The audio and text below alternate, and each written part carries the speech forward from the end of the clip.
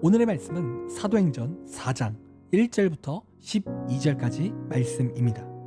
오늘의 핵심 구절은 10절입니다. 너희와 모든 이스라엘 백성들은 알라. 너희가 십자가에 못 박고 하나님이 죽은 자 가운데서 살리신 나사렛 예수 그리스도의 이름으로 이 사람이 강건하게 되어 너희 앞에 섰느니라. 아멘.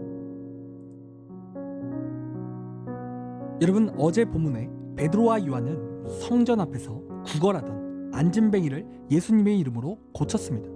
그 안진뱅이는 평생을 걷지 못했었는데 베드로와 요한을 통해 하나님의 기적이 나타났죠.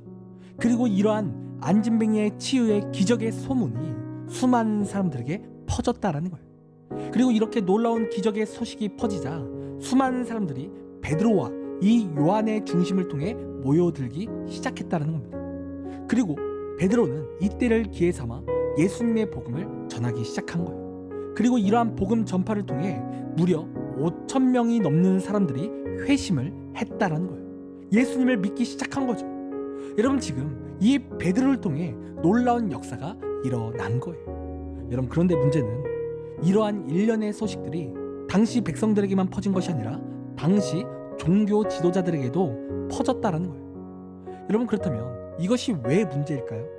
여러분, 당시 이 종교 지도자들, 구체적으로 말해 제사장들은 예수님을 죽게 했던 장본인들이었기 때문에 그래요. 그런데 여러분, 예수님의 제자인 베드로가 다시 예수님을 전하며 그분이 메시아임을 선포하고 또 많은 자들이 회심하며 예수님을 믿기 시작하니 그들은 이러한 베드로가 탐탁지 않게 여겨지는 거죠. 그래서 이 종교 지도자들이 어떻게 했습니까? 이 베드로와 요한을 잡아들였다라는 거예요. 그리고 이들을 신문하기 시작한 거죠. 그리고 오늘 본문에 당시 종교 지도자들이 베드로와 요한에게 이렇게 질문하는데요. 7절입니다. 사도들을 가운데에 세우고 묻되 너희가 무슨 권세와 누구의 이름으로 이 일을 행하였느냐? 여러분, 지금 어떠한 질문을 했습니까? 베드로와 요한이 행한 그 기적을 누구의 이름으로 행했는지 묻는 거예요. 여러분, 지금 이 질문을 했습니다. 여러분, 이 질문에 의도가 있어요. 여러분, 이 질문의 의도는 무엇이냐면 이 질문의 답변에 따라 이들이 유죄가 되는지 또 무죄가 되는지 그러한 것을 가리는 핵심적인 질문인 거예요. 그러니까 여러분, 여기서 그들이 행한 대로 예수님의 이름으로 행했다라고 그렇게 말을 한다면 어쩌면 이들에게 지금 유죄가 되는 거예요. 그리고 잘못했다간 목숨까지 위태해지는 상태가 됩니다. 왜입니까? 여러분, 이들은 예수님을 싫어해요. 그리고 다양한 제목을 들어서 이들을 죽일 명분을 갖게 하는 거죠. 그런데 여러분, 반면에 이들이 여기서 예수님의 능력이 아니다 이렇게 부인하고 이들은요 무죄가 될 수 있는 거예요. 그냥 하나님이 고쳐주신 것이다, 우연이다 이렇게 말을 한다면 여러분, 이들은 무죄가 될 수 있는 거죠. 그런데 여러분, 오늘 이 베드로와 요한이 어떠한 대답을 합니까? 10절을 보면 이렇게 기록합니다. 너희와 모든 이스라엘 백성들은 알라. 너희가 십자가에 못 박고 하나님이 죽은 자 가운데서 살리신 나사렛 예수 그리스도의 이름으로 이 사람이 강건하게 되어 너희 앞에 섰느니라. 여러분, 지금 이들이 어떻게 대답을 합니까? 너희가 못 박은 예수 그리스도의 능력으로 행했다라는 말을 지금 담대히 말하고 있다라는 거예요. 그러니까 지금 위험한 말을 그들이 뱉고 있는 거죠. 여러분, 그렇다면 어떻게 이러한 말을 할 수가 있을까요? 여러분, 사실 과거의 베드로는요 예수님을 부인했던 사람입니다. 그는 예수님이 잡히시자 같이 잡힐까 두려워하며 3번이나 예수님을 부인했던 사람인 거예요. 그런데 오늘 베드로가 예수 그리스도를 담대히 전하고 있다라는 거예요. 여러분, 지금 베드로는 예전의 베드로가 아닙니다. 예수님을 위해서라면 자신의 목숨도 지금 아깝지 않은 거예요.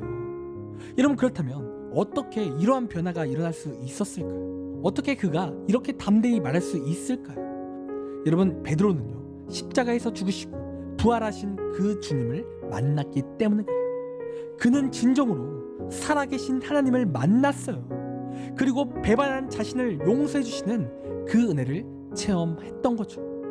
그래서 베드로는요 담대할 수 있었던 거예요. 그가 진정으로 예수님의 능력을 목격했고 그것을 체험했기 때문인 거예요. 여러분, 이렇듯 베드로의 변화는 놀라운 변화입니다. 그리고 그 변화에는 만남이 있었다라는 겁니다. 여러분, 우리의 삶도 마찬가지입니다. 오늘 우리도 내 삶에 변화가 나타나야 되는 거예요. 여러분, 과거에 베드로가 예수님을 부인했었지만 오늘 그가 예수님을 담대히 전했던 것처럼 우리도 내 삶이 변화가 나타나야 되는 거예요. 여러분, 우리도 어쩌면 삶 속에서 예수님을 부끄럽게 여겼을지 몰라요. 또 내 삶 속에서 하나님을 찾지 않는 삶을 살아갔을지도 모르는 겁니다. 그런데 이제 우리의 삶도 변하는 거죠. 우리가 예수님을 부끄럽게 여겼지만 이제는 그 예수님을 자랑하는 삶으로 변해야 되고, 또 이제는 하나님을 날마다 찾는 그러한 삶으로 우리가 변해야 된다라는 거예요. 그리고 이러한 변화의 핵심은 우리가 그 하나님을 만나야 된다라는 겁니다. 하나님을 경험해야 되는 거예요. 오늘 베드로가 예수님을 만나고 경험했던 것처럼 우리도 그 하나님을 만나야 된다라는 겁니다. 살아계신 그 하나님의 능력을 경험해야 되는 거죠. 그래서 우리는 예수님을 구해야 돼요. 여러분, 복음서를 보면 구하고 찾고 두드리라, 이러한 말씀을 우리에게 주십니다. 여러분, 이러한 말씀을 주셨던 것처럼 우리가 그 하나님을 구해야 돼요. 그 하나님을 만나기를 소원해야 되는 겁니다. 그리고 중요한 사실은 그 하나님을 만나기를 소원할 때, 그 하나님을 구할 때 그 하나님께서는 우리를 만나 주신다는 거죠. 우리와 함께 하시는 거예요. 우리에게 은혜 주십니다.